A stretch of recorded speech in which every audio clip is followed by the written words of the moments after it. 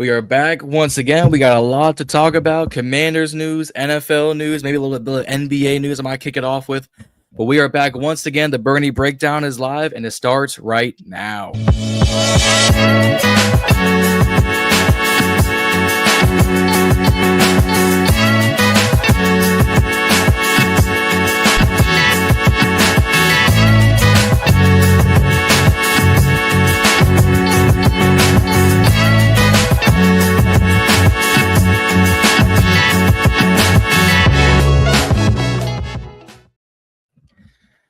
Fellas, welcome back. Welcome back. What's happening?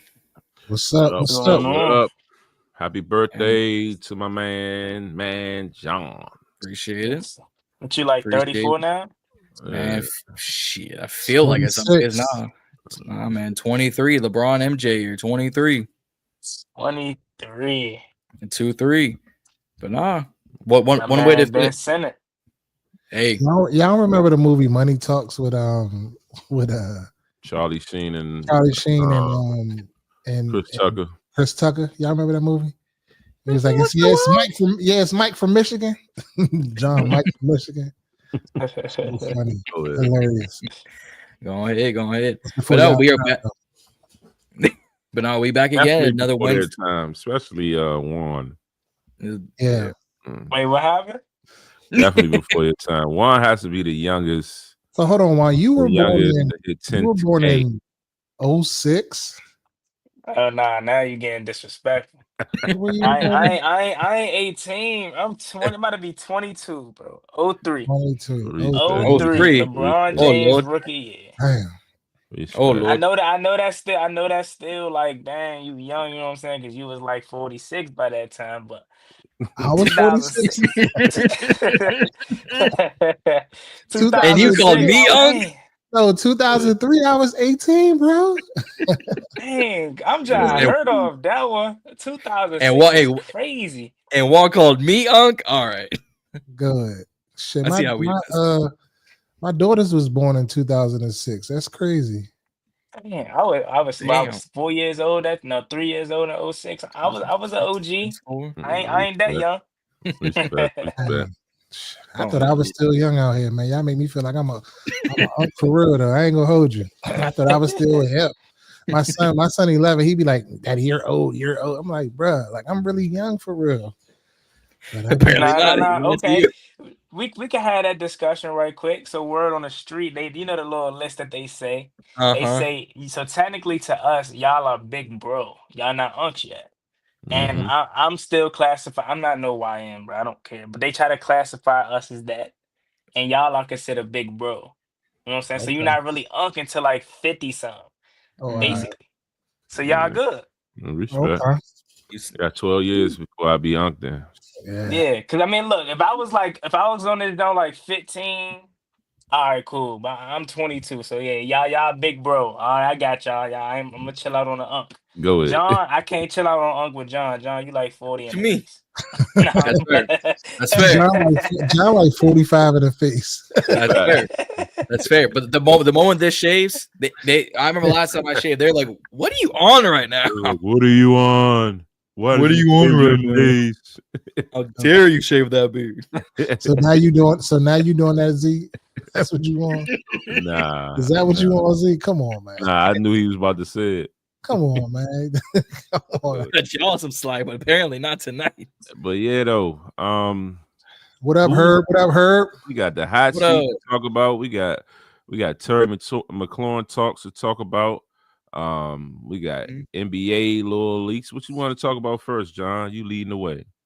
I mean, I can start with it real quick. I just got to change hats real quick. There you go. Oh, wow. Oh, Peter Parker.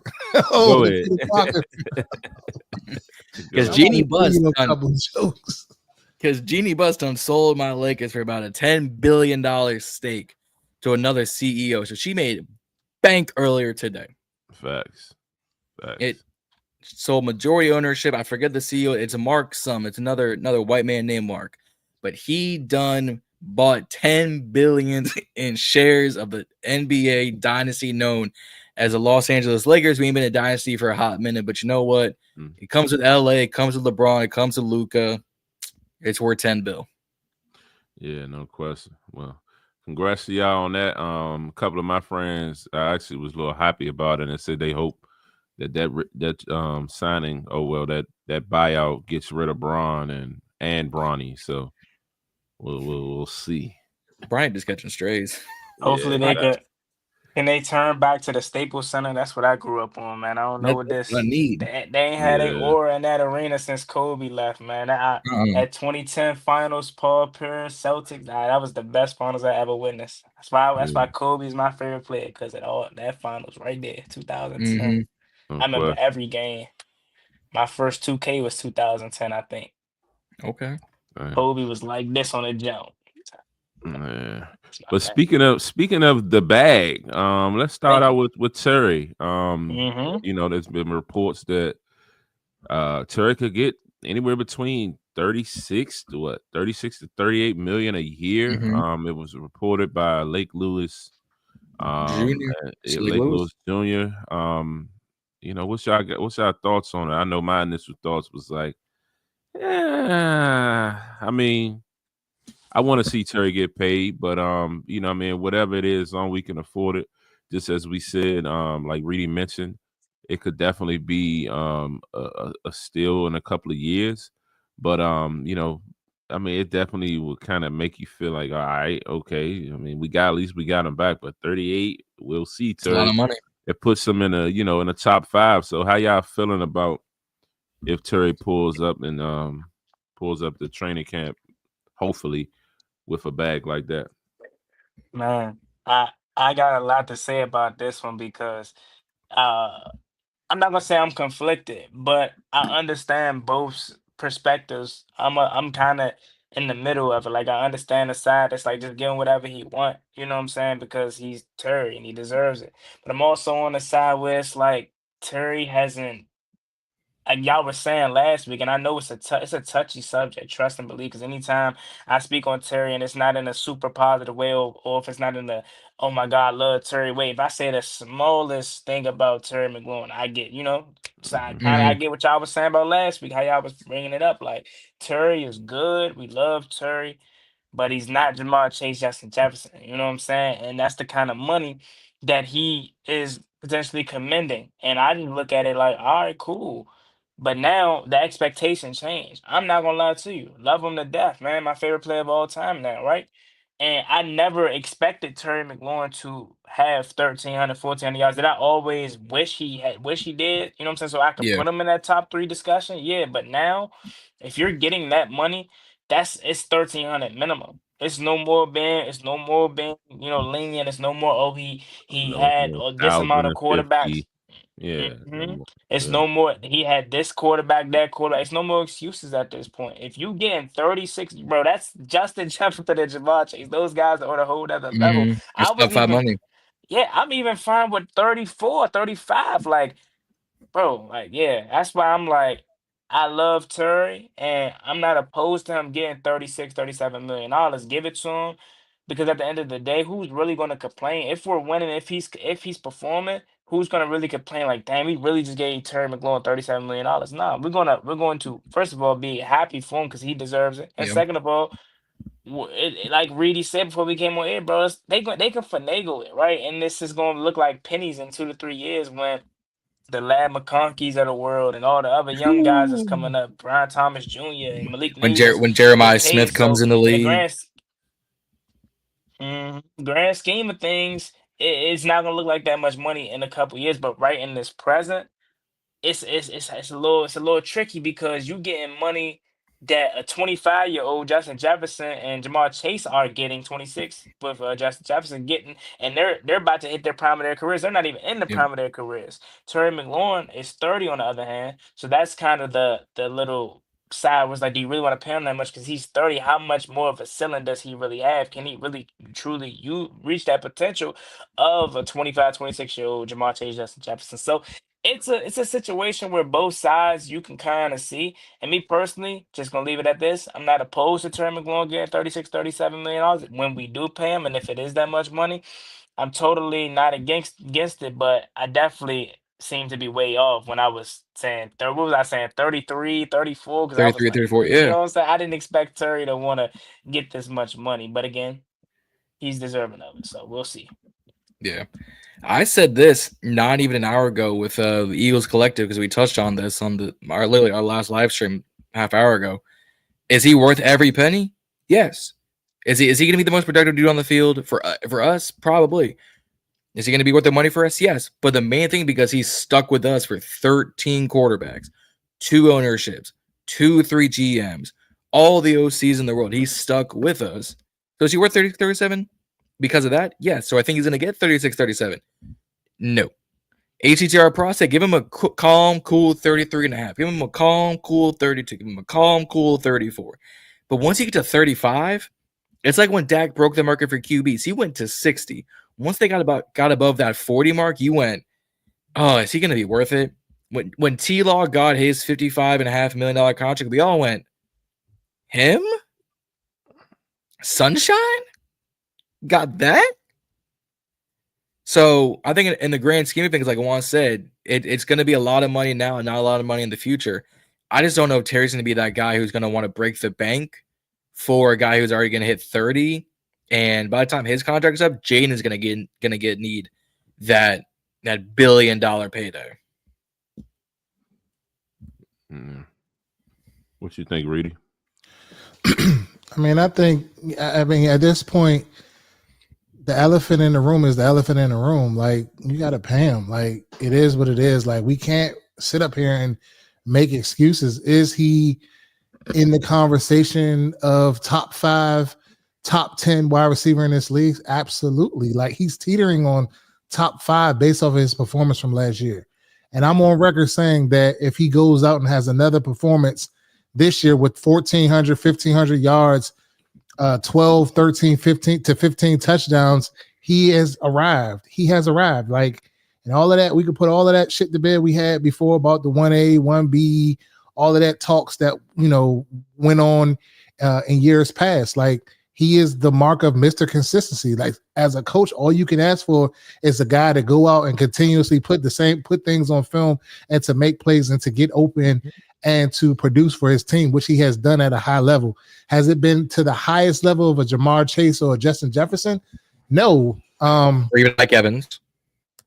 But, you know what I'm saying? I think Terry's just scratching the surface on what he is capable of. So I say you got to pay him. I mean, I think, like I said before, I mentioned off camera, like, nowadays, like, the Eagles are the number one example that comes to mind with the void years that they put on their contracts on the back end of the contracts, where they can kind of like, or if you front load the contract in the beginning or with the guaranteed money and stuff like that, then it makes it more team and cap friendly.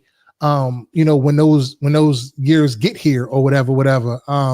So I think you just got to do that. You can't worry about Jaden Daniels. I feel like you got to take care of the people that been here. And Terry McLaurin, to me, is as solid as it goes as a player in this league, and his loyalty to a team.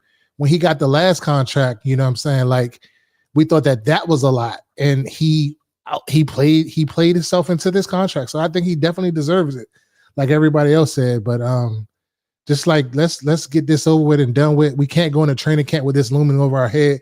We got to go into training camp ready to be on all cylinders, because we have arrived. Everybody has us in these tiers. We're in Super Bowls here now. I seen that on Instagram earlier, and I was like, damn, are we really in Super Bowl tier, or are we in like the playoff tier? Like, am I ready to crown us that we have arrived yet? When I think about our roster, I'm not quite sure, but the pundits in the national media have us in that category. I'm a little bit harder on us because I know, we need more bodies and more weapons and players in here to do a little bit more. But that's just my take on it. Before anybody else go, right, I just want to say that's well said by you, Reedie. I mean, literally, if I could echo if someone was to ask that question to me, I would literally say what you just said. Because at the end of the day, we can have this back and forth about, is he worth it? Is he not worth it? Is he in the Jamar Chase, Justin Jefferson conversation? All that don't really matter in June right now. We need him. Like, we can't go without him. We need Terry McLaurin on this squad. So at this point, you can say whatever I say. You feel me? Is what I say. But like I'm saying, we can't go without him, or because like it ain't gonna matter. Come September, if 1-7's not on that field, we in some trouble. So regardless of if it's 37, 33, just give him what he want at this point. He kind of got us by the balls. If you want to be for real. Yeah. Looking at the PFF rankings of the receivers, they have Terry locked in right at number 10. Above him is AJ Brown, Justin Jefferson, Jamar Chase, St. Brown, Puka, CeeDee Lamb, Nico Collins, Tariq Hill, Mike Evans, Terry McLaurin. Arguably I would put Terry before a couple of those guys. I keep forgetting about Tyreek Hill. Say that again. I keep forgetting about Tyreek Hill. Last year was so down for him with Tua and all those injuries, so he kind of fell off a little bit out of people's minds. I just know the arrest and the baby mamas, but that too. Yeah, but I mean, I hear what y'all saying on that, and I can echo that too. You at the end of the day, you're going to have to pay him. I personally don't think that he's going to get this 36, 37, $38 million thing. I think it's just another conversation swirling to keep things, keep content going and keep things interesting and keep things interesting. I just don't see him jumping out there ask for that type of money based on the type of person that he was. Now if he is, I think that, you know how negotiations go. Somebody asks for 38. All right, look, I can give you 36. And meet them at some number, and find a way. But I do think he will be back with this team. I do think that it's going to happen before training camp because I feel like these guys know how important he means to us, how important it's going to be for Jaden, to kind of, for them to continue to have that gel and, moving in with a lot of these new weapons and getting this offense in place.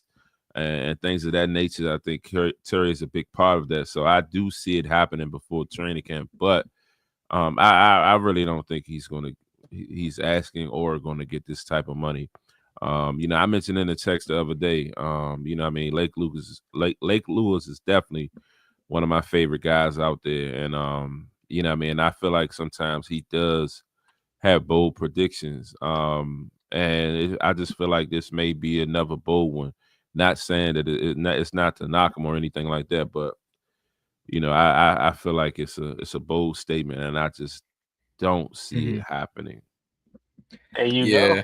I can see that. Yeah. That's a good point. Reedie Zee basically saying, y'all, it's June and ain't nothing to talk about, so they just like us trying to freaking find some type of content to keep the action going until we get to June. Get to July. And that's the thing too about it. Like, I've always felt like that, and even still feel like that. Like, nah, Terry ain't asking for 37. And if you really want to think about it, Terry himself has not said anything, right? Like, Terry's on the boat fishing. Like, it was a whole video like he just did, like basically interviewing while he was fishing. It was a very good watch, man. He's chilling. He isn't saying anything. It's his agent that's probably really trying to force this on him, or like kind of putting this into the air. Which he should, as an agent. That's what you're supposed to do. Because he getting that cut. Yeah, he's supposed to get the most for his player. But I'm with you too. Like, it's hard for me to realize Terry ain't asking for 36 for real. But then again, it's like he did just come off of the best season of his career. So it's like, maybe, I don't know. Yeah. I really don't, because then he's 30. So it's like he could be in the mindset like, man, it's the only chance I get to potentially cash in major. So maybe I do got to take advantage of it. Huh? Yeah. He could be shooting high, but one of those things. Yeah, you say you want 38 and your real number is 36. So he's shooting high to get what he really want, and it could be one of those. We're playing a game, playing the system. If this is true, but it just doesn't fit the Terry McLaurin that I've grown to know over these years. Yeah. And again, like we talked about, he did have the production on the touchdown side, like we talked about last week. With the yards, You know what I mean? You can argue that. You know what I mean? Hold on, let me go back and see his exact yardage last year. I think it was 1096. Yeah, 1096. 1091. You know what I mean? When we was talking about, remember I was talking about last week, you know, Terry cracks these 1,000 yards, but it'd be just over 1,000. You know what I mean? So just as Juan mentioned, if you getting 37 million, bro, man, 1,300 is the bar. It's the benchmark. Yeah, like we need that at least. And 1,300 last year would have made him third in the league behind Jefferson and Chase. So it'll be you know what I mean, it's only like 200 more yards because I mean he was 1096, so it's about 204 more yards. Man, it'll put you up there. So I think it's doable because it was definitely a few games where he kind of was under 50. It was disappeared. So there was one game he was like 2 for 17 or 3 for 17. It's like you gonna target this man 4 times, get him 3 receptions for 17 yards. You could have done that in the first quarter. Right. And that's my thing that we talked about it last week, so we don't really got to rehash it.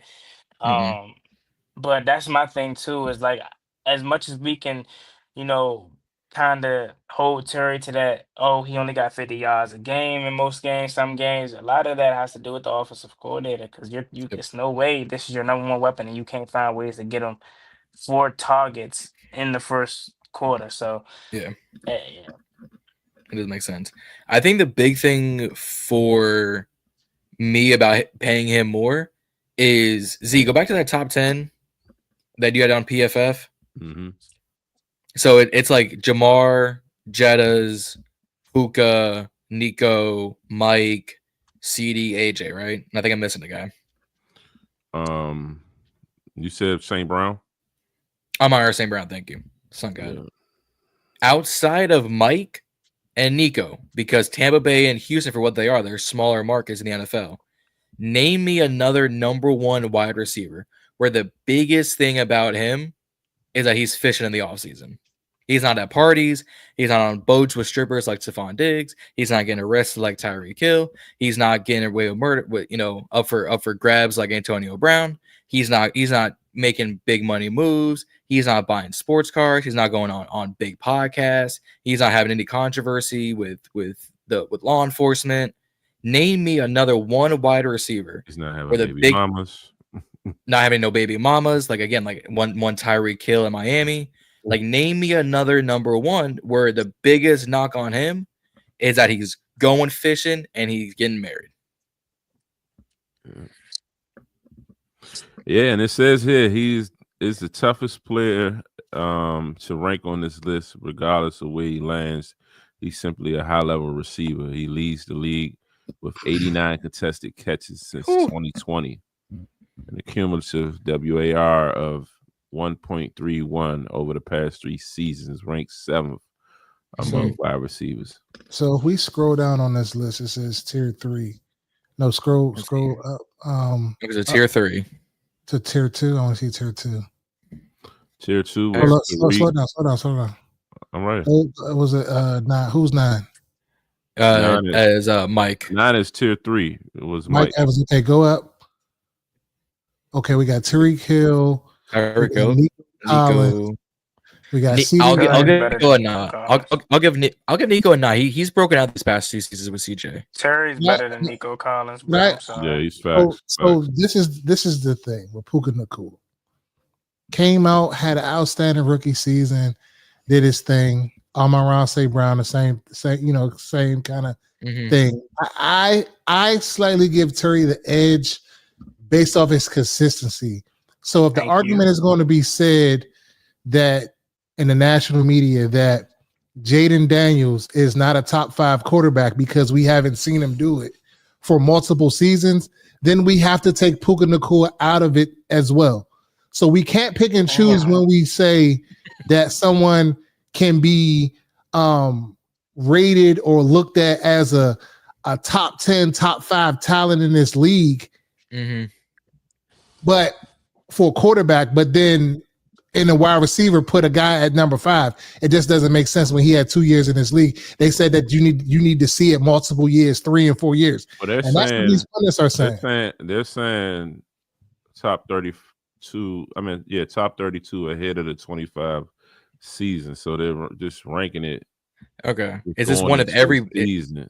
Is this one of every team or just the top 32 receivers? Let me Because there's a difference. That's what it looks like.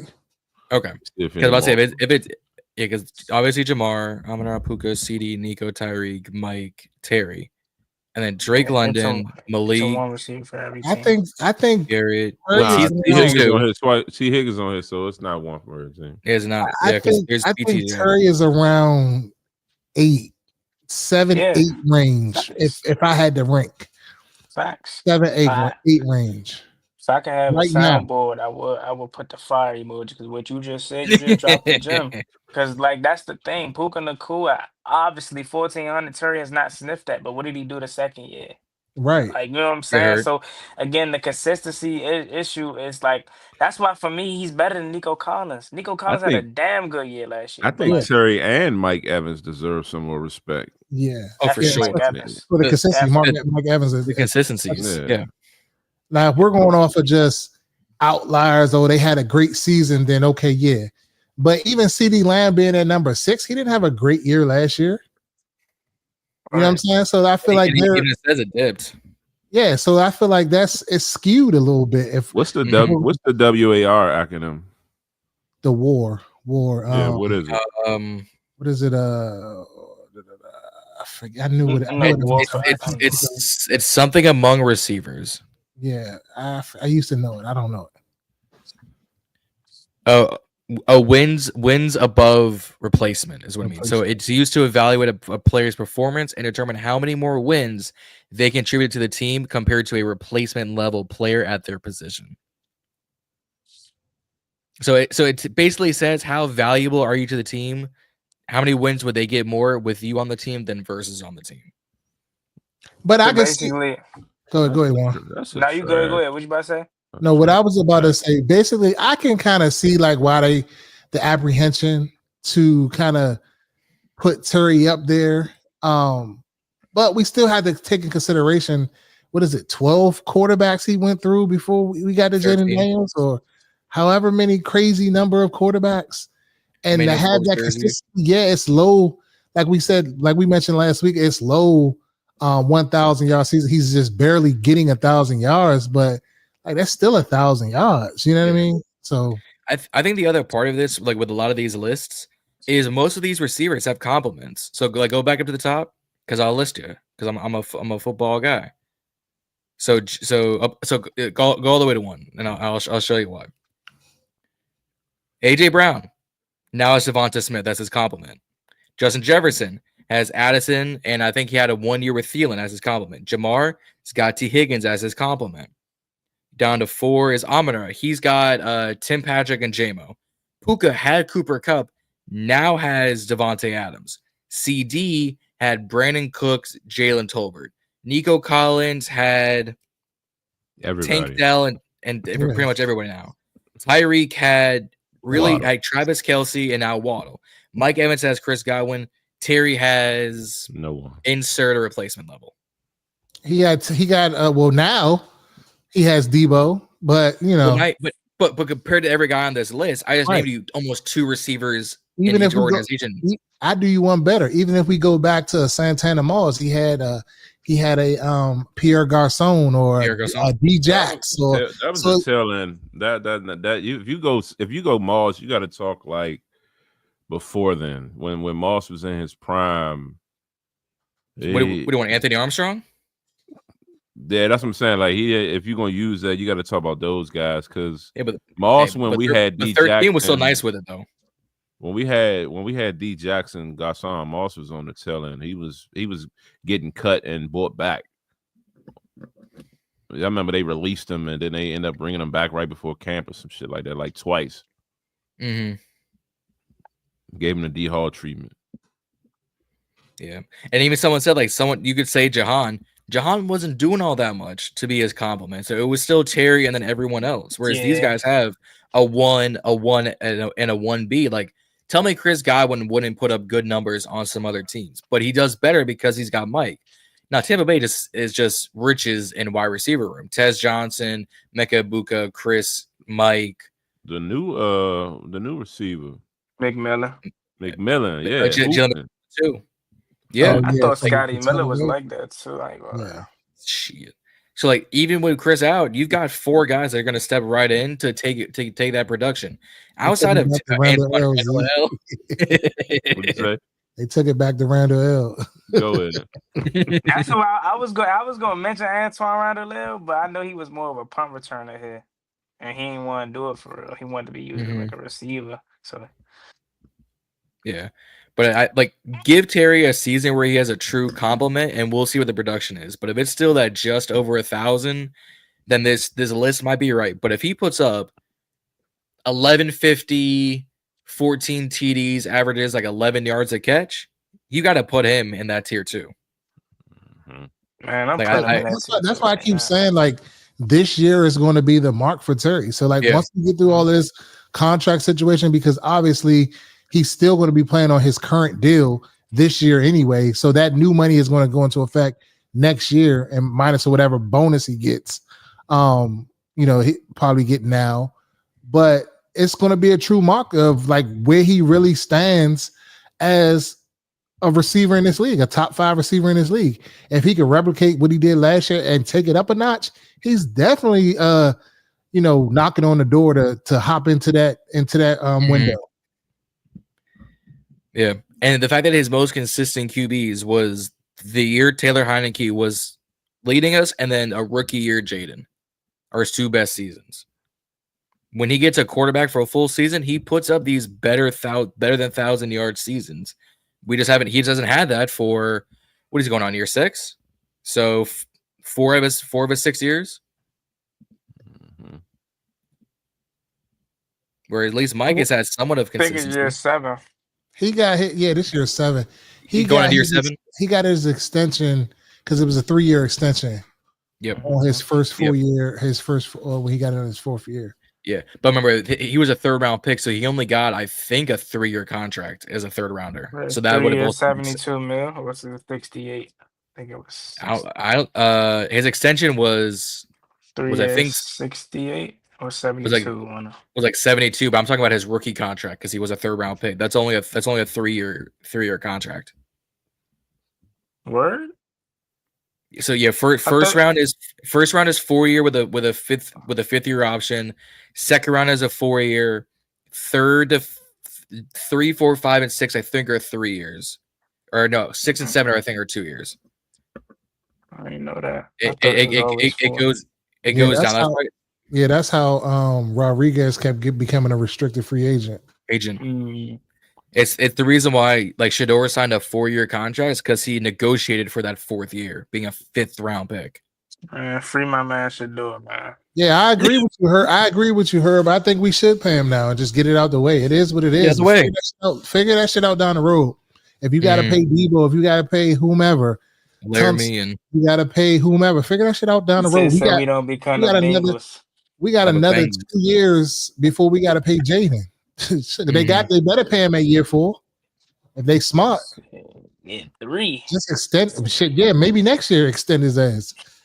If we go out and win the bowl this year, he might gotta get that Patrick Mahomes treatment. I ain't gonna lie. What is Z laughing about over there? I'm trying to figure out what the chuckle's about. What's going on right now? What is the chuckle about? What did Reedie do now? Nah, it was something John said. John for the security. It was something John said. John do look like the what I say from mall cop. I ain't gonna lie. Oh Lord, insane. Yo, bro, that's my man's birthday. He gotta get these jokes on his birthday. Fuck that. That's why. He ain't exempt. That's why. Nobody exempt from these jokes. I ain't gonna hold you. Oh, nah, John, it's all love. We know we love you. Oh, I know. Yeah, man. No, Terry's gonna get paid. Terry will get paid. Terry will be here. More of the story. Yeah, it's not a matter of if, it's a matter of when. Yeah. Like I said, I think right before I say like July, 12%. It's gonna happen. We can't play without him. So it's like Yeah, facts. unless we go rely on Michael Straction to go ahead and Distraction. Damn, you on a different Michael? Distraction. Hold on, he's on a different Michael? Is he gonna be a distraction? Oh no. You're on a different Michael, Juan? I've been hearing some giving up on Gallup already? I've been hearing some bad things about MG, man. I don't know, What man. you hear, Juan? What you hear, Juan? First of all, my man got a hamstring jump, so it ain't his fault. But I heard that he was running with the second team or third team. Like I don't know. That's That's about right. Hey, Yeah, but like I don't know. All Maybe right. I'm still a little thrown off about when Jay Daniels quote unquote threw them picks and they was intended for Michael Gallup or whatever. It's only 5 eligibles on the field at one time, Juan. That's what I'm saying. Like y'all know I'm pulling for him, but it's like a lot of people making me nervous now because a lot of people don't have him making his roster, so it's kind of like making me scared now because I'm like the only one pulling for him. I'm assuming the 5 is going to be you got Debo as 1. You got McCaffrey. You got McCaffrey as 2. I'm talking about you got 5 eligibles on every offensive. Oh yeah. So you got McCaffrey Debo. and Lou Faturi. You got Debo. You got Zach Ertz, and then you got running back and somebody else. So who is he going to pull off the field? Eckler. He wasn't even above Noah Brown. So you know what I'm saying? He's supposed to be running with the team. Y'all supposed to be making me feel better about it, man. Now I'm feeling worse.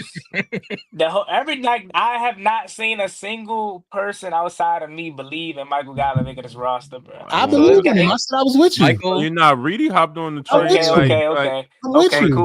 cool. As long, look, it's me and Zee there. Like, nah. The train was leaving at 9. He hopped on 8:58. Okay. I forgot. Yeah, Reedie. I forgot about it. Nah, man. I said if he could have a 2018 or 2019 when he last turned long up. ago. That's what I'm hoping for. But my look man, at you, John. Now you on the Z train because he said that. I was like in high school when that happened. What you talking about? God. Like I'm hoping for that episodes too, bro. ago, he hopped on a Michael Gallup train. I'm like, Reedie? Like, yeah, just in case. I'm like, all right. I'm hoping for it, man. But everybody got my man. Everybody doubted my man. How Reedie do? Reedie knows. Yeah, he'll come back later. Reedie knows. Reedie knows. No, but hold on. Nah, Reedie might have known though, because quote unquote Noah Brown ain't as hurt. He was telling me chill. He still, you know what I'm saying? So word on the street is it ain't as bad as initially thought. So we would have heard more. Like, you know what I'm saying? That's why I said pump the brakes last week because you know. Well, you know, that's my guy.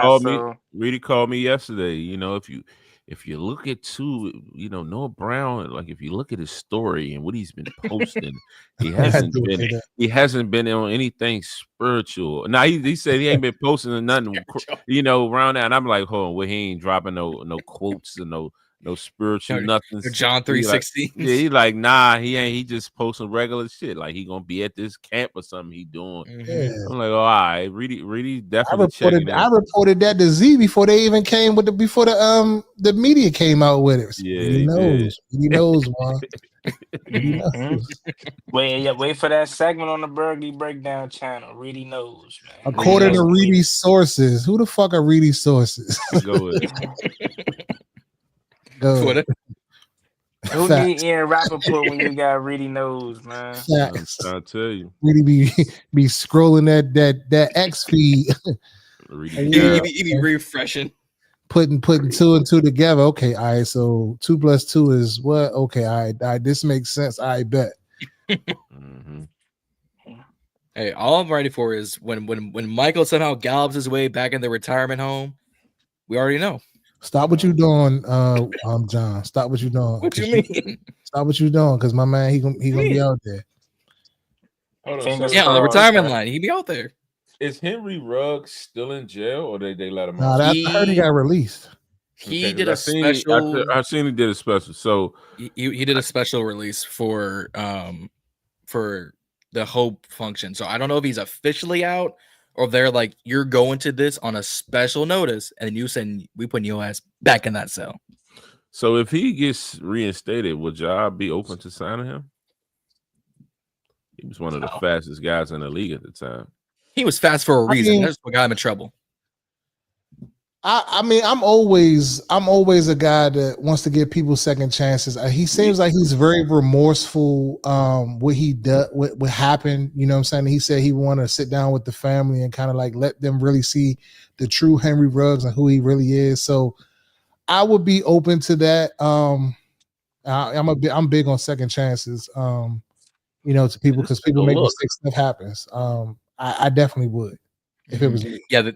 There's no way he's out. He's only on year 2 of his 10-year sentence. So he was out for a Hope for Prisoners event. They gave him 10 years. They give him 3 to 10. He's only on 2 years. That happened. It's happened a while ago. Yeah.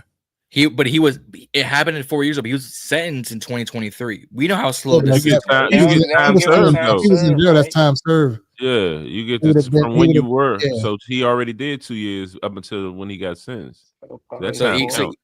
He was sentenced in August of 23 to a 3 to 10 year prison sentence. So he's only on. He had a year some change left on that minimum. So they released him just to do it. I think he might be due for parole or something like that. So is he like in a program or something like that? That's what it is. So they did a special release from prison Tuesday to speak at a Hope for Prisoners event in Las Vegas, where he touched on his incident. He apologized to the family, saying like, "I would love for them to read the meal Henry Ruggs and not the one that was escaping from something." He sincerely apologized, but there is no way he is officially out. It's a felony DUI causing a passing away and a misdemeanor vehicular manslaughter. There is no way. And the dog died in that situation. And the dog died. But if the dog died, they're going to fry you. So there's no way. Though, looking at that tape, that clip is still insane to this day, how fast he was going. 156 miles an hour. I'd be scared going 60. Go cap. With some of these drivers, yeah. So he's out here doing NASCAR for no reason. John, so if, for instance, what's your stance on that? Would you be willing to give him a chance? Honestly, no. And it's not because of what happened. It's because I know he's not in shape and he's not mentally in shape.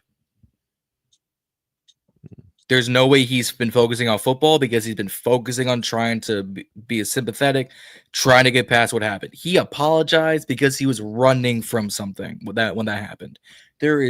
I'm sorry. I am all for second chances. We have all lived through the Snyder era, so we are all for second chances. No way on God's earth is his head in the football game now, or even if he's on parole in 2 years. No way is he in the football state of mind. Yeah, but that's what I was saying. Once he's reinstated, it's going to take some time. It's going to take some time to be reinstated. And a lot of guys, when they in jail, trust me, they come out in some top shape. Oh, they do.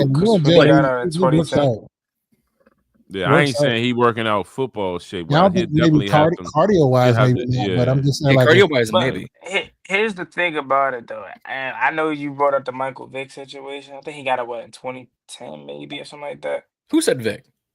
No, I said how many years did he do? He did 5 years, right? Okay. Before he was released. So here's my thing about it, and I could be very wrong and off the mark about it, but I have a feeling they just gonna blackball him from the league, just for the simple fact that first of all, don't get me wrong, what Michael Vick did was very wrong, and I don't want to sound, because I love dogs, I love dogs, but like, it's dogs. You know, and then Henry Ruggs killed an actual human being and a dog. So, yeah, I get Vic got a second chance, man, but I just think Henry Ruggs it's tough for me to believe he's gonna get a second opportunity, especially in this generation. And I think with Vic is, even back then, the quarterback's like value held weight. If you said the word Mike Vick and his incident wasn't the first thing that came to mind, you were thinking about his highlights on the field. You were thinking about his mountain cover. You were thinking about his Virginia Tech days. Michael Vick was an electric human being on the football field, a menace to society off the field. But an absolute unit on the football field. Henry Ruggs, he was projected to do like really good as a speedster, and that's not even. I'm not trying to make a pun for what he did. Like he was a 4.3 dude, run that 40. There's no way that Rodgers gonna let him back within at least 2 years. AB's blackballed. Ocho Cinco took some time to come back. If like it's a far stretch for Raj to be like, what you did? Yeah, we'll bring you back. You know, there's some you know what Ruggs so vaguely reminds me of? Ja Morant. Dumb decision after dumb decision. Ja took a 56 game suspension, so 2/3 of the season, and it's still reinstated, but they kept doing dumb thing after dumb thing. Yeah, man. My man Ja was just posting, man. Nah, man.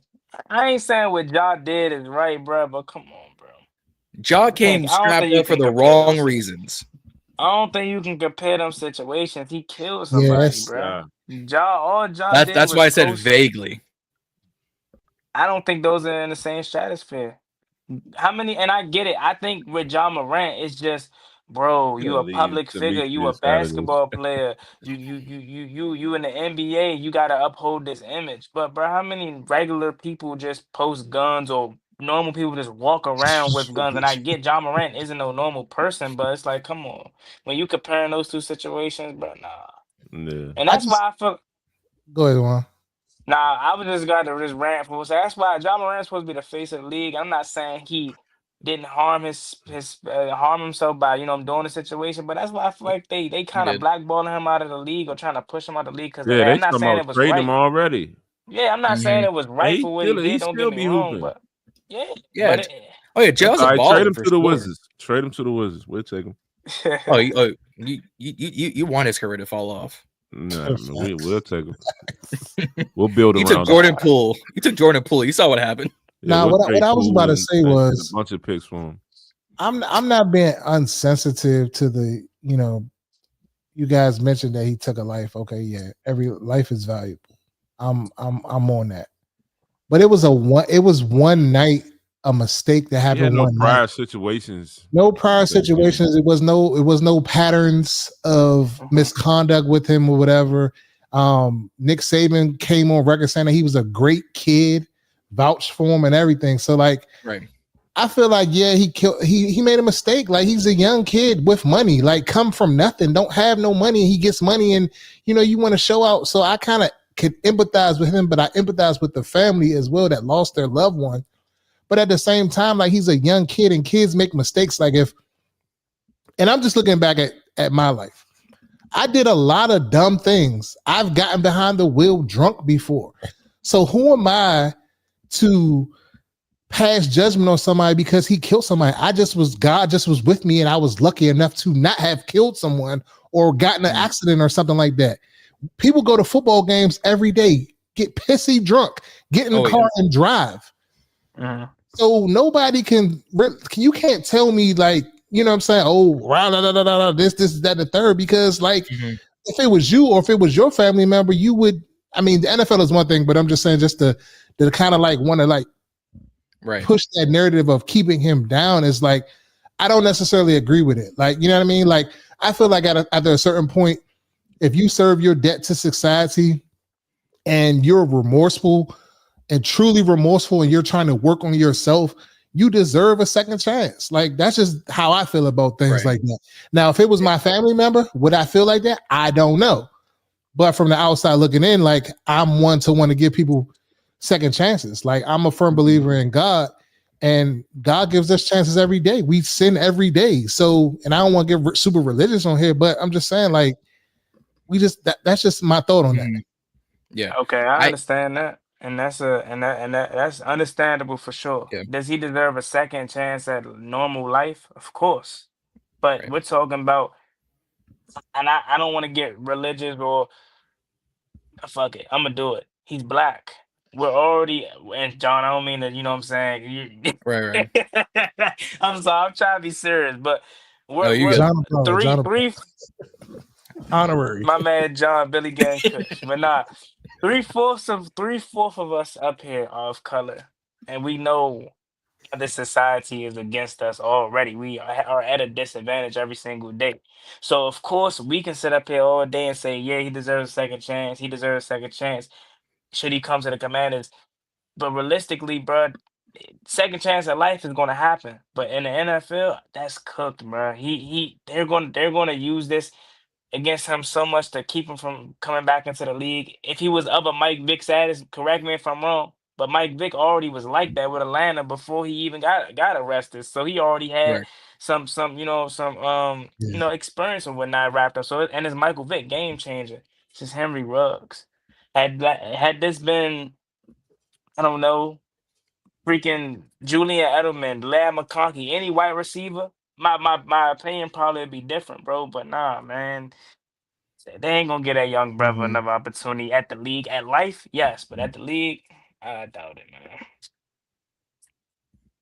Yeah.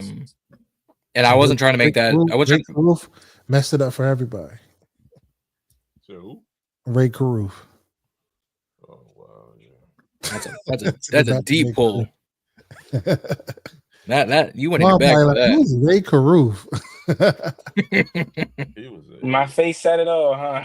I don't know who the heck they gave your man a second chance. Do you remember Albert Connell? One? You used to say Ray Lewis. I mean, Albert but look who Ray Lewis though. It's Ray Lewis. Yeah. All right, look. Even Ray Rice.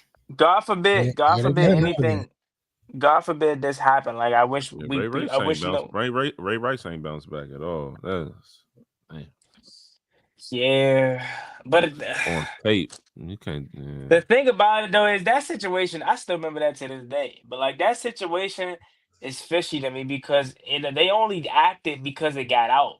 They were trying to keep it under wraps. They didn't want to get it. You know what I'm saying? But then they ended up getting out, so they had to make an example of Ray Rice.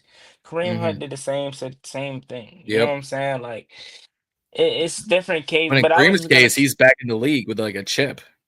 Who was at a bar and like stole a girl? Stole a girl? Like stole her, but she was kind of like pressing up on him or something. It was when he was in college. Was that Kareem? I don't think it was. I know It Kareem was had a girl at a bar, and it was a white girl, and she was jumping in his face and something. I remember that, but I don't remember who it was. I know what you're talking about. I mean, if we want to get on the subject of police and colleges, just look at the University of Georgia. It was wow. Who was that? Was it Mixon? I think it might have been Mixon. Oh, Joe Mixon. Thank you. Yeah. Although to his credit though, I think it was Mixon. But it was her fault. She kind of like it was her fault or did something like that. But he just like clocked. He was like, I ain't taking no shit. What I was gonna say though, quickly, like to not even just harp on this situation, but God forbid it happened. Like I know we wish we could all, you know what I'm saying, take it back for him. I know he wished he wouldn't have did it. But you said Michael Vick, Ray Lewis got second chances. We know those guys are freaking major figures.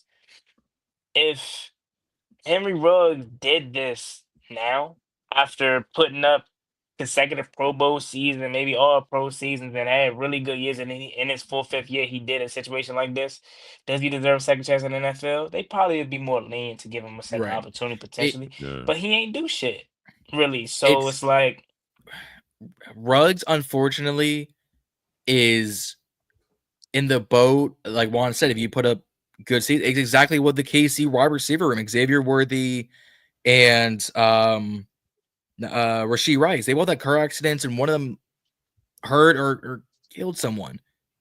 He want to put up like 1,000 yards this past season and might not serve jail time until after next season because the process takes forever. Like the Ruggs thing happened in 21, wasn't sent until 23. Like Worthy is still Worthy is still waiting on his court dating process, and we're a year removed from that.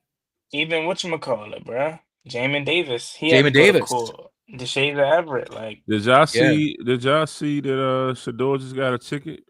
That's why I said 104. That's why I said free my man Shadour. I read that joint. It said $250 fine. I was surprised it was only $250. Yeah. I was so surprised. I'm like, oh yeah, he ripped that shit up and he swiped that. Yeah. He sent that on over quick. They about to use that against him so much, but he already had a disadvantage. Like, slow down, bro. Like, wow. And you Dion was like, man, you paying that your bum ass self. Mm-hmm. I mean, he got money. But all right, let's go to the next topic because this is something that I wanted to really discuss with y'all. Let's move on. You know what I'm saying? So the Ravens signed Jair Alexander. And when I first saw it, well, first of all, it took the media outlets forever to I guess put it out there. But I'm not gonna lie, when it first happened, I thought instantly about the conversation we had, Reedie Zee, which I was saying about how you can never have too many guys, or at least try, to see if you can get them. And I was just like, man, the Ravens do exactly what we don't, or what you guys wish we did. Because they always are looking to upgrade regardless of who they have, what they don't have. Okay, they just drafted so-and-so, but we still see that this former all-pros. Let's go try our hand. That's why they got Jair. That's why they get a DeAndre Hopkins. That's why they get a Derrick Henry. Because they Eric DeCosta and Ozzie Newsome, they always just look to add great players, and I kind of understand that's what y'all want us to do, and it's kind of like that. I get it. We never can have enough because you look at they secondary now. They already had Marlon Humphreys. They already had Kyle Hamilton, Malachi Stocks, Nate Wiggins. Now you add Jay Alexander. That secondary is amazing. But I also look at it like to be a little funny, throw a little shade. It's like, damn, they always building a super team, but end up going running to Mahomes or Josh Allen and come up short. Or Joe Burrow, yeah. Yeah, like, is this finally going to be the year that they finally, hopefully not, because I mean, you know what I'm saying, we win it, but. And that happened. Man, the Ravens always doing something. But their defense has always been bad since Lamar came to the building. Like, their defense, they keep adding pieces. They added old man Chips Ahoy, Kyle Van Noy. They added Justin Madubuike. They added Nate Wiggins. They added Malachi Starks. They added Jair Alexander. And their defense was bottom tier last season, especially their secondary. They let up 45 to the Bengals just for them to score 50 because the Bengals defense is as holy as Swiss cheese. Well, and not to make excuses for him, but wasn't that whatchamacallit's first year calling plays as a D coordinator? What's my man's name? I know you're talking about, the one not Harbaugh. When McDaniel left. Oh, so the defensive coordinator? Yeah, he was a former Raven, but he had to retire early because the young black guy. I know you're talking about. I know him from playing ball with the Ravens, not coaching. But I mean, like coaching helps, but based on all the news that was coming out, they didn't change all that much scheme wise when Mike McDonald left. Zach Orr, yeah. Didn't he go I was about to call him Michael Orr from the movie. Didn't he go to Miami? I know him from playing with the Ravens. Like, that's why I know him, like, actually playing. I could have sworn Miami paid him this offseason to be their DC or something. I could be wrong. No, he's still a Ravens defensive coordinator. But I brought that up because I wanted to say, you look at our cornerback room and how high I'm on it. Do you think we missed the opportunity? Should we have been interested? He's 28, former All-Pro. Jair Alexander. I'm on the record saying that we should have made some noise on this, but I feel like the timing of it, we just always get the shit end of the stick on the timing. Like, I knew once we went and drafted Amos, they weren't going to make a move, and it was kind of like they released him like after the fact. I feel like if this would have happened before the draft, then they may have, hit the treads on that a little bit, but it's just our timing is just always shitty. But we're kind of chasing it, you know what I mean? So it's like we are not, like, us as fans, we want to be in that window. Like, I always want to be in that window, but I just got to remember that, like, from a roster perspective, we're not there yet. So whereas these other teams, they're consistently there every year, they're competing for a championship or AFC championship, or they're competing for a Super Bowl every year. We just really knocked on the door this year, and we were ahead of schedule. So like anybody that tells you like they would have thought we were in an NFC Championship game last year, they're nuts because I didn't believe it. You know what I'm saying? So it's like I feel like we'll be able to do those things in maybe like 2 to 3 more seasons. Then we can, he can maneuver a little bit like that. Like once we solidify and get a little bit younger and kind of, fill out all of those holes we got because we still got holes. With all we have done, you got to think we got 28 people on 1-year deals. Like that's the thing. Like for the last 2 years, like every year it's going to be a Band-Aid that you got to rip off and restart over again. So until we can get a little bit more continuity and longer contracts and stuff like that, we can't really do stuff like that. Yeah. Once they got Trey Amos, which I was on the record for, I had him as a first round talent. So when we got him at 61, I said, that's my favorite pick. So I had him as I had a first round grade on him. So did everyone else. So I was where like, he was at on your board, John? What number? I was taking him at 29 or 30. Like I had him where like Maxwell Harrison was taking. We got him at 63, right? At 61. 61. Yeah. And Peter said they had him as a first round talent too. If Conley wasn't there, we would have taken him at 29. So we technically, if you want to say, we got 2 first round picks with our first 2 picks. If you want to look at the value like that, but I was like, all right. So you traded for Lattimore. You still got second year Frozone. You bring in Trey Amos. All right, shaping up better. You still got DPI Poppy and Noah Iganagami. You brought in Jonathan Jones. You signed Robert McDaniel and Fincher Cypress, like some young guys. So you sprinkle out the experience of rookies, UDFAs, vets. I had a feeling once that happened, I was like, Jair, it might not happen because they weren't sure if they could trade him or not. That was the other thing is they released him like last week. This is June. No one's trading for guys like that anymore. So once they release him, I said, oh, it's just a matter of time before someone gets their hands on him. And that happened to be the Ravens. Yeah, I didn't think that they would John Cyber the pick. They see in the front. Go ahead. I didn't think that we would make a move for him once he was released because, like you said, it was already kind of like crowded. I kind of like those good problems, sign a guy and stack the room and made the best man win. If he say a guy like Jair don't work at corner, put his ass at safety or something. I don't know, but I just feel like it was a good talent, and I would have liked him to see him sign, but I just didn't see it happening. You know what I mean? So I wasn't surprised when I seen that he went to Baltimore, and it was like a couple of days ago that I saw that Lamar was making the push. So once I saw that, I said, "Oh yeah, he's a Raven for sure." So today just kind of like stamped it, but you know what I mean? Like what Juan was saying, I definitely want to see us, and I know a lot, y'all like to say, Z and the Mad and all this and that, but I just want to have weapons, you know what I mean? And have the good problems of having guys or too many guys and figuring that shit out from there. And I just feel like that's what the Eagles do. They do it through free agency. They do it through the draft. And, you know what I mean? That's how you stay good. You know what I mean? Then you can get rid of, some of your better guys and accumulate picks and continue to rebuild through the draft and things of that nature. So I want to see us get to that level. But, with the Giants situation, I think I might have mentioned it to Reedie, but I know I definitely was thinking it just like, damn, had me thinking like with this Lattimore situation, like, damn, did we jump too soon with the Lattimore thing? Or am I just overreacting because, you know what I mean? Maybe I'm overreacting because, we traded for him when he was hurt.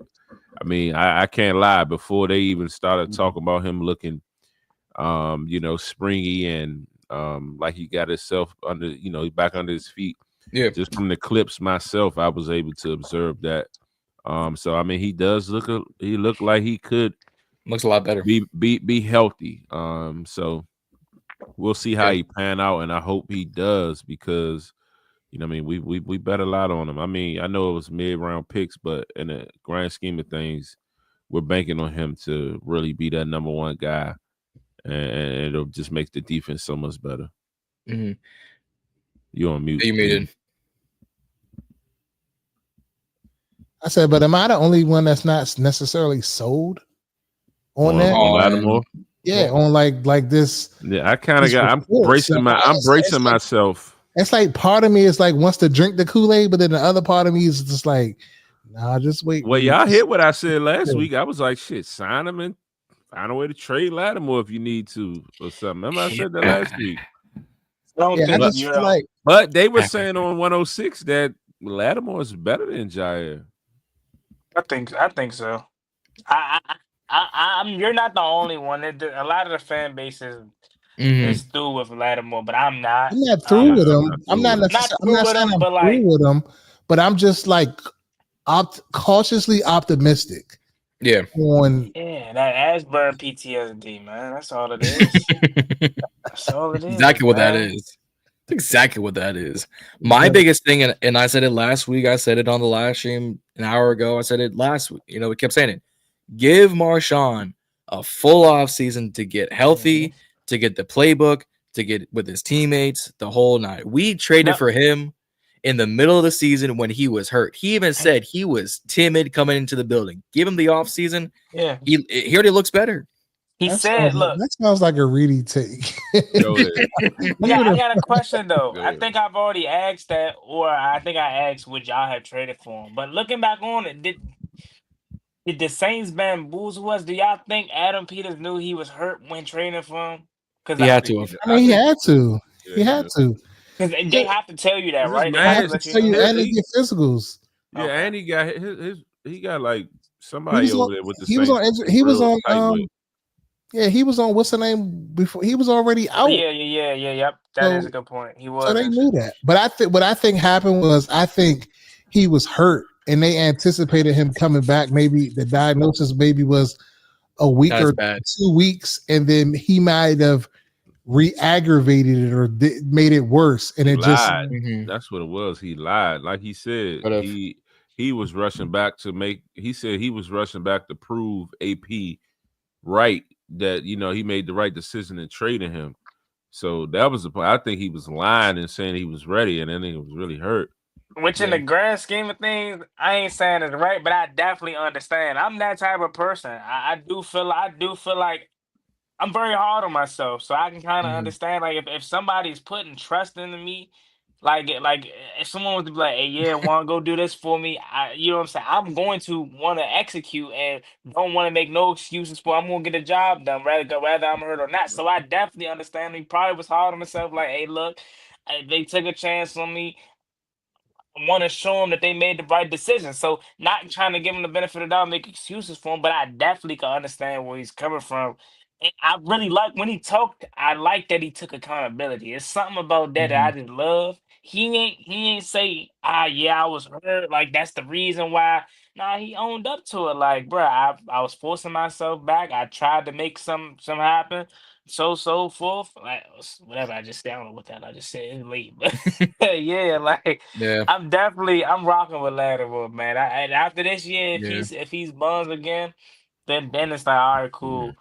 Wipe your hand. But honestly though, when y'all think about it, especially Z, like you say, you play man, so you kind of wanna at least let us take chances on players like that have high statures and whatnot. So you don't ever think like it's enough players that we cannot get. They did exactly what you expect or wanted them to do, actually, like regardless of if it work out or not. And that's why I'm like, I ain't even really tripping if it don't work out, because like at least we took a chance on a guy of that caliber, and that's something that we ain't really ever do under Ron Rivera. Shit, even Jay Gruden for real. Besides Hockland and Dix, maybe that's probably the only. Because I'm trying to think that early Gruden, like that 2013 Gruden, that season was so horrible. I cried that year. Because like after that 2012, I'm thinking. But anyway, I'm gonna go down a rabbit hole. But I'm rocking with Lattimore. He went to number 2. I don't know how I'm feeling about that. I like 23 on him, but hey, Trey Amos got that, and he about to be Trey got locked. So 23. Trey Yeah. about to be locked, man. Yeah. Rocking Well, with him. we can get. Go ahead. So I was going to say, moving along, in the script, what are you guys feeling about, players that are possibly on the hot seat? I was about to segue into that. Coming into this season. How you feeling about that, Juan? Yeah, like I told y'all prior to the show starting, man, this is the best I felt about the team in years in terms of like heading into training camp. There, it was very hard to try to find true hot seat guys outside of the obvious. Like obviously Marshawn Lattimore, obviously Deron Payne, and Brian Robinson. So for me, I'm just gonna go with Deron Payne because he's a guy that is right behind Jonathan Allen in terms of giving him his money, but he hasn't really Fell off produced. cliff. You know what I'm saying? Since that season that he put up 11 and a half sacks, and then looking back on that year, like, and this is not me trying to downplay him, but how dominant was he truly that year though? Like, I know he had 11 and a half sacks 2022, and I remember that season, but it's like, was he really that dominant, y'all? Like, I'm talking about how we look at a Jalen Carter, how we look at some of these interior, like a Braden Fisk, who last year was outstanding for the Rams. Like, I know he had 11 and a half that year, but if we can quickly look back on that year, was he really was that 11 and a half really that dominant though? Like, because prior to that, he really wasn't known for sacks. So it was kind of like we already knew, like maybe this was an anomaly. Like this wasn't like he turned the corner, he figured something out, he was looking unstoppable. The most memorable plays I know from Deron Payne is that pass deflections, and that's great. But he's on the hot seat, man. Because if he doesn't perform this year, bro, he's getting cut. Like he's following right into his Alabama guys' footsteps. So he has to, and I mean absolute have to have a really good year. And I'm loving what I'm hearing from him in terms of how he's speaking and how Dan Quinn and Joe Witt is speaking about him, saying he's came in and he's impressed thus far. But like I told y'all last week, and like how we all kind of collectively agreed on it, like this is Deron Payne going into year so and so, and then we don't care about that. That's for the rookies. You should be dominating training camp, mini camps, and all that. Yeah. What are you gonna do come Sunday? So for me, I know it's part of low hanging fruit, but it's really Deron Payne. John, it's Payne, or in all honesty, I think it's the other one's going to be B-Rob if we're thinking offense. This entire offseason has been about, all right, is B-Rob going to be the main man, or are we going to draft someone? Is B-Rob going to be the one, or are we going to, sign someone? Well, we drafted Bill, Ja'Cory Krosky-Merritt, round 7, I think, pick 245, around that spot. Picked him up, brought Eckler's got one more season. You brought back C-Rod, you brought back McNichols, so now you got a 5 running back room. What is B-Rob going to do? Because he has not cracked 1,000 yards. I don't even think he's cracked 900 yards rushing ever in his career. So you're talking about someone who cracks 850 at his best, 640 at a low. We all say he's got, pretty bad vision. He might need some glasses, might need some eye care, some spectacles, might need to pull out the South Carolina Lenore Seller glasses, the Rodrigo Blankenship glasses, and wear those under the helmet. Might need some LASIK to get his vision right. He might need to go to Marvel and find vision, go on that vision quest, and figure it out because he just doesn't have the lane. So I think it's going to be B-Rob. All right. All right. Guys, I mean, go ahead. I mean, outside of us just talking about one of the main obvious is Marshawn Lattimore. We gave a lot of reasons, so we obviously know he's on the hot seat. Juan mentioned Deron Payne, who's my guy. John mentioned Brian Robinson, who was one of them for me, and the other one is his counterpart, Mr. Austin Eckler. I feel like with both of those backs, they both will enter in final years on their deal. As John stated, we drafted Bill. a guy that I am extremely high on this year. And with Robinson's lack of explosiveness and Eckler slight regression last year, I think it puts both of them on notice. And I think that I predicted my big prediction that Bill was going to be RB1 by the bye week. But I also feel like that Bill could potentially kick Eckler out as a training camp cut. That's blasphemy. Hey, fuck out of here with that. Right, okay. Bill, you don't know shit about Bill. See, Bill. One highlight tape. Now that's your man. Clip this up and send it to him. Oh, Cap Report, man. Come on, stop my that. guy. That's his guy. All right, when it happened, I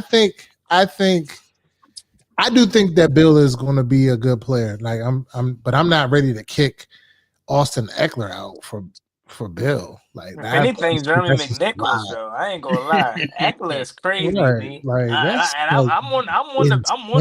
I'm not. But what I'm saying is on the sense of like, I'm not saying Eckler isn't. Don't keep Eckler over McNichols or don't keep Eckler over Rodriguez. I'm not saying those things. I'm just more so saying on the sense of how like teams operate and like guys that are like keeping individuals that's gonna like say if we looking at it from a percentage of touches, what I mean, Eckler will get probably the second greatest percentage of touches, and Rodriguez will be at his 1 or 2%. McNichols will be at his 1 or 2%. With Bill coming in, and if he does extremely well through camp, he's going to be affecting Eckler the most. So it's like, why would you keep Eckler? If you keep Eckler, then you still going to want to give him a certain amount of touches that he ain't going to really get. And that's going to create an unhappy player that knows his worth, and he's going to be better than a 20% touch guy in a sense. So it's like you get rid of that person, and then those other guys will remain in their role, and everybody's still happy. Yeah, I don't agree with that take for the simple reason I feel like Bill is going to be a true first and second down runner or runner period, whereas Eckler is more of a third down passing situation type. Bill is a catching back as well. I mean, every back is a catching back as well. So like, I mean, are we going to sit here and say that Bill can do what Eckler can do? I'm not. I would say yes. And you seen enough film to tell you that? Yes. Today's Eckler, you keep talking about Eckler of 10 years ago. Yes. He ain't been around that long. See, I ain't gonna lie. Yes. Come on, see. We talking about Eckler from last year. Yeah, I'm a big Bill fan. Don't get me wrong. Eckler had a screen. Eckler had one damn screen against the Bengals. He had a kick return that got called back. Yeah, I mean, not the Bengals, the Bucks. He had what else did Eckler have? He had a couple of little drinks against the Eagles. Like, come on, guys. Y'all act like Eckler had a great fucking year last year. Like, gassing Eckler. First of all, y'all been gassing Eckler. Look. So this is what I'm saying. If Gibby was here, he would be saying the same thing for Gibby. If he's a Z guy, he gonna go to the war for them. I'm telling you, bro. Like, Eckler do to you, like you want Eckler out of there. Like, I said it earlier in the offseason before we even drafted Bill. I was saying if we draft a running back in period that can create some bump in that room, like what's the point of keeping him? Pushing him out. I think it'll push a Rodriguez and a McNichols out before it'll push Eckler out. Come on. It may not push him out in training camp. I'm making a bold hot take, but it may not push him out in training camp. Realistically, it may not. But what I'm saying is if you're thinking ahead of things and you're trying to keep everybody happy, then you release him and the other guys know their role. But he knows his role, though. Like, he's not a that's why I don't agree with the take. Like, I get what you're saying to a certain point. Eckler thinks he's number 2 for sure, and he knows he's number 2 right now. I don't feel like Eckler ain't that type of player. Eckler said if Eckler was a 2, he would have taken more money. Right, I thought he was fine with the third round, the third down back role. What are you talking about? Who was the number 2 last year, guys? He was the number 2. And going into the season, we came back with the same 4 running backs before we got Bill. You don't think he's number 2 now? And yeah, we get Bill. You still don't think he thinking this rookie coming in and taking my number 2 spot? I think he was going to be cool with his duties on third down and change the pace and stuff like that. Like, I mean, third down, cool, but he still is the number 2 guy in the running back room in his mind. If Brian Robinson goes down, Eckler would expect to be the starter. Eckler was our speed guy because Brian got no speed. Eckler ain't got no speed. Compared to B-Rob, he got speed. That's why he put him on special teams. Also, Eckler said last year the big reason why he came to Washington is because he no longer wanted to be the main guy. And I'm not ready. I'm not ready to like get on this Bill wagon and say he the number 2 like off the rip. Like let's wait until we get the training camp and see a little bit more. The running back room is not stacked enough for him not to be. I get that. I understand that. I'm not saying that, but I'm just saying like I'm not ready to say that he's better than Austin Eckler. Like, come on. The words better than Austin Eckler did not come out of my mouth. But what I did say is that he could be good enough. That's to be seen. Possibly, yes. Could be good enough. And if he is good enough, what's the point of keeping Eckler? Yeah. Man, get rid of Jeremy McNichols. But you're on the record. You just said you want to stack the house with all dogs. Eckler's a fucking dog. I'm not. So now you want to push a dog out the room? Eckler's not a dog McNichols to me. or Eckler's not a dog to me in 25-26 season. I'm sorry. He's not. Come on, bro. If he didn't have the concussions, he was on pace because when Eckler broke that kickoff. On pace for what, Reedie? Cap, bro. You are on pace for what? You keep making these turns, but you ain't backing it with nothing. Wait till I call Uncle Ma. You are capping. On pace for what? Respect. He had 300 yards this past year. 300 yards. But look, he was hurt on kick returns. So, like, I definitely Eckler ain't no dog. Wow. Eckler ain't no dog. Wow. Respect. I'm going to leave it at that. I'm not even going to get into that. But I would say for me, my hot take is, and it's not more so of a hot take, but I would say it's either B-Rob or Payne. But I'm a jump out on a limb and say Deebo Samuel for me, just to stir the pot a little bit. Just to stir the pot a little bit. Tell us why. Because he has to, and I'm not saying he's looking like he's going to be the Deebo of old, but we haven't seen that. So until we see that, then I'm not ready to say that he's going to do that. So for just like it's a contract year for Payne, it's a contract year for this person, is a contract year for that person. It's also a contract year for Deebo because they converted his contract into basically a 1-year deal. It was like 18 million, John, if I'm mistaken, 17 million. So he's looking for a big payday. So he's going to be in the same realm of, I'm not saying the same realm of what Terry's going to get this year, but I'm curious to see if we sign Terry this year, then we double back and sign Deebo next year. So for that reason, I would say that is a person of, that's on the hot seat. Like he has to produce for not to be on our roster, but to be on somebody's roster. Like I think he's good enough to make an NFL team, but just to get the type of money that he probably wants, he has to turn up. Yeah, that's a good point. I definitely agree with that Deebo Samuel take, but when you were speaking, that just made me think about potentially one more. This may be a little slightly early, but Ben Simmons, John, Ballin In Burgundy podcast. Hey. Why not? Fuck, he did nothing. Shit, Luke. So many people could be a. I only put Ben Simmons for the simple fact Luke McCaffrey showed something last year. And outside of that, what did he show? What did he show, Juan Gotti? For me, hey, hold on, time. I'm about to do a reference. He showed that he was wide open. Right, fact. So for me personally, because I love just a kick returner that can catch the goddamn ball. I don't care about excitement. I don't care about all that. Just get the ball, get down to the 25. So he showed me promise as a kick returner for one, gave me some Dax Mills vibes. I was the biggest Dax Mills kick returner fan ever for some reason. Tell us So why. he showed me promise from that perspective. He also showed me some promise as a receiver. I mean, I still think to this day that Steelers game, 5-0 He had 2 overthrown. catches. We won the game. My What, he had man 2 had a couple catches good. on the season. He had a couple good grabs. You know what I'm saying? So But 2. So 2, right? 2 is a couple, I know. right? I mean, yeah. I mean, I think I'm not. More than He one. had more than to be serious though. He had more than 2 catches, but I only can remember like the Bengals one and the Steelers one that got to overthrow.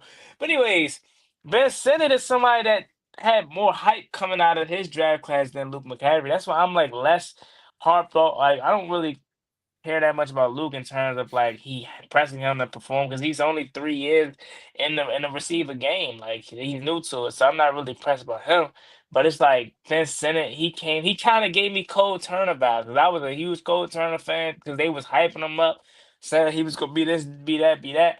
And Ben Sinnott's supposed to be our next tight end of the future, and I kind of feel like we've been missing at the tight end position. Like, I get it, 18 you re-signed receptions. John Bates, you know what I'm saying? But he really isn't a factor on the offensive side of the ball in terms of pass catching or being enforcing in the game of, outside of blocking. So we missed on Cole Turner. Sammy's Reyes, like remember that whole situation? Like the tight end position Get hasn't outta been here. nothing since like we've been fiending for somebody since Jordan Reed. Jordan Reed and Fred Man. Davis. Yeah, Jordan Reed, Fred Davis. I mean, even old Vernon Davis running that 2-man with Vernon Davis and Jordan Reed cross the middle. I used to love when Kirk they used to do that little play action and they both used to just run like this, cross each other, be wide open. So Ben Sinnott for me, if I had to say a sneaky one. Not to cut you off, I'm reading this comment. God, they had a list. That's true. Oh, man. B-Rob doesn't have foot speed, quickness, vision, lateral quickness. Correct. Absolutely, B-Rob. His elusive is 56 on college football. That's what he's saying. So if that's the case, Bill, since y'all glazing Bill, what fucking conference did he play in? New Mexico, fucking nowhere, fucking now state. Come on, get the fuck out of here. Like, I'm not saying he's not good. He's good. I believe that he's going to be a good back, but to just like, yeah, I got it. I'm gonna let it go. Arizona, it's called watching film. Let it go. I mean, he didn't get to play Arizona, but where he was at before Arizona, New Mexico. Yeah, I mean, it's not. Look, I did a film breakdown on him. I'm high on him. Don't get me wrong. I think that we have to also keep in mind, like they do with the guys that play in the SEC or these other divisions, and put that on the table as well. Like, I'm not saying that I'm not high on him, but just to come in and just say off the rip that he was a 7th round fucking pick. We're putting a 7th round pick over somebody that's proven in this league. Get the fuck out of here. Austin Eckler's proven in this league. Pull up his fucking numbers. You keep talking about 10 years ago is what I'm telling you. In the league 10 years. I'm just saying. So if that's the case, if we're willing to say that, he could come in right now and take B-Rob's spot. That's what we can. Yes, saying. He can. Absolutely, he can. If they really wanted to get spicy, I just want y'all to be on the same type of time if it goes a different way. He probably should be the fucking starter out there. Yes. Okay. A 7th round pick, a starter? I don't care that he was in the 7th round pick. Okay. Yes. So if he was that great, why the fuck he didn't go higher? We already said it was a damn good running back class. He didn't play last I year. get that, John, obviously. Yeah. It was stacked that he didn't play last year. He's fucking pick number 200 and what? So what are you gonna say when Z turns out to be right? He was right. How many times have Reedie turned out to be right? The fuck? What can I say? That's all you gonna say? I'm not saying Reedie is not sitting here saying like I'm against it. You are sound like it. I'm just saying like it's just not. It doesn't pass the eye test. That's all I'm saying. In year 1, round pick. You mentioned the division he came out of in college. That's a low blow, Bobby. But you low blowing these other players like they didn't put shit on. All I said is I've been telling you all year Eckler is washed, and I'm consistent. All right, okay, now he's washed. Okay, but Gibby ain't fucking washed. Oh, Gibby's washed now. Oh, now he's washed. Get the now. Now he's washed. Gibby's washed now. He can't get on the field. I don't know what's going on with Gibby. What is it? You got it, Z. I'm gonna leave you alone. Go Go ahead, you got it. But if they would have kept playing him when they were supposed to, yeah, he would have been a top. Juan and Jon don't even believe what you're saying. Juan believes me because he was a Gibby fan too. No, I ain't talking about Gibby. I'm talking about on this Krosky Merrick. So look. Juan believes me too. My thing is that Austin Eckler is, if he ain't washed, he's in the spin cycle approaching. He's about to be, he's getting dried up. I just checked him. I just checked it, bro. He good, bro. I believe he's good. I didn't say he's not good. He good. They put him in the dries. He good, bro. He fresh. Oh. He fresh for this year. Hang dry. But what I was gonna say, look, I did a film breakdown on Jakrowski Murray, so I'm a big fan of him, and I do think he's gonna become the back that we've been missing, because he got clocked in as like the fastest guy. You know, the little bras that they be wearing at track and speed. He was the fastest guy. Blah blah blah. So that's cool and all. My pushback is less about his potential and how hype you are about him, Z, because I'm on the train with you, and it's more so about the Austin Eckler disrespect, because it's like, yeah, what are we doing?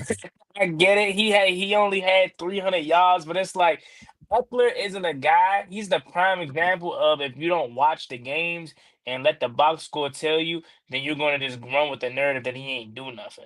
There were times where he had key blocks. He's one of the best blocking running backs on the team and in the league. He's had moments where he converted long-ass third downs. Like, Eckler was definitely... pivotal moments? Yes, like, come on, man. Like, nah, I can't rock with the Eckler disrespect. If anybody were cutting, it's Jeremy McNichols, bro. I'm sorry, bro. We need Austin Eckler. Like, we need him. Where was he in the NFC Championship?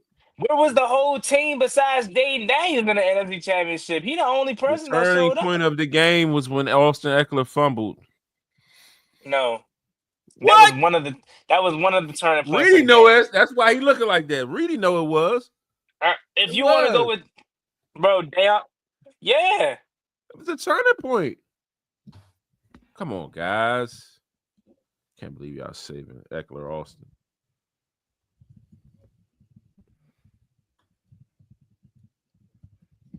AE third. Okay, so Austin Eckler in his NFL career, he has 4,722 yards.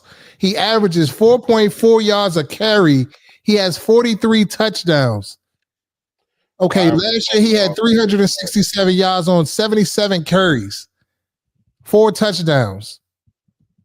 So the year before that, he had almost 700 yards on 179, and then 915 the year before that.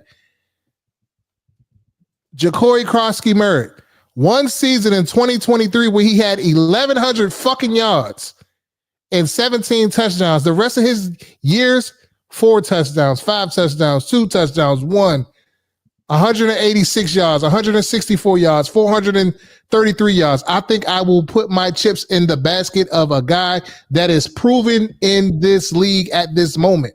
Now, he's a younger guy. He may overtake him in time, but not right now. To push him off the roster is crazy. Watch me. And McNichols and Rodriguez, the ones that they say should be starting over B-Rob, so they're just gonna make the team, and Austin Eckler is just gonna be searching for a job. That makes no sense to me, Z. Come on. Okay. All right. Z about to rock that Bill jersey. I already see it. Yeah, go ahead, cop that. I bet he won't do that. Because Z's on record saying that he gotta wait 3 years to see what they do. But I bet you won't go out on a limb and cop that off that 32 jersey. I never said I gotta wait 3 years to see what somebody does, but I did say I don't cop jerseys for 1 year guys, because I think Reedie was like, he gonna give him a Debo, and I'm like, Debo on a 1 year contract. Yeah, so I would not get his jersey. But Bill, I don't like that 32. So I'm gonna wait to see if he changes his jersey number. So what are you gonna change his number to? What you like? What numbers you like? Let me see if I can put it in the call to the I don't know. I don't like 32 though. Well, Debo's got one, so there's that going. Hey, Reedie, he already making the excuses not to cop it. Facts. Facts. He don't believe that. He's trying to do a Z nose type of deal. Hey, Z, all I'm saying is Ask me what number he got on my team on Madden. What number you got? 1. Hey, because Debo got 19, don't he? Debo got 19. Fuck y'all thought. Debo should have went to 19. Nah, I do agree no with one. that. I do agree with that though. Debo definitely should have went back to 19. But what I'm gonna say is though, Z, if that's so my Eric man, said he want him in 22 or 27, Eddie George or Emmett Smith jersey numbers. I don't care about the jersey number. If that's my man, I'm gonna cop the jersey. That's my guy. That's a You know what I'm fact. saying? That's a I fact, don't like Juan. 32. Speak to him, Juan. I don't like 32. Blasphemy. This guy is speaking over here. Put some respect on my man's name, bro. We gonna see. I'm trying to tell y'all, it's cool. But Reedie is also, but you know, I'm strong. I like how he feels about Gibby, Antonio Gibson. I feel about Austin Eckler because I've been wanting Austin Eckler on this team for so many years, and I did too. I did too. I'm, you know. Yeah, but he's. I mean, like y'all just. I mean, again, I said he had moments last year, but he wasn't spectacular. Like, come on, guys. I think it's the right. 32 is iconic because of Magic Johnson. No, not Magic Johnson. OJ Simpson wore 32. What are you talking about? I don't give a damn about OJ Simpson. One of the best backs in the league ever. So, he wasn't on my team. Jared Patterson wore Michael Harris wore fucking 32. So. OJ is chasing for his Hall of Fame. Marcus Allen wore 32. John, chill on OJ. John, my bad, Juan. I'm sorry. Chill on OJ. I know John got to come with a one-liner. Well, it ain't the time. Surprised he ain't find a glove. Y'all ain't even catch the one line. I got one somewhere about Georgia. What did he say? He said a one-liner about Georgia when we was talking about the Henry Ruggs situation. And he said something else. If you want to talk about players getting in trouble, just call up Georgia. They all they know is trouble.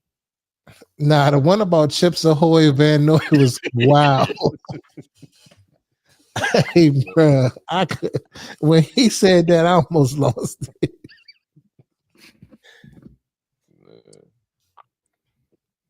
What can I say?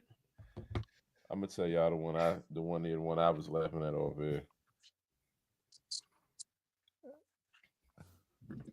What'd he say?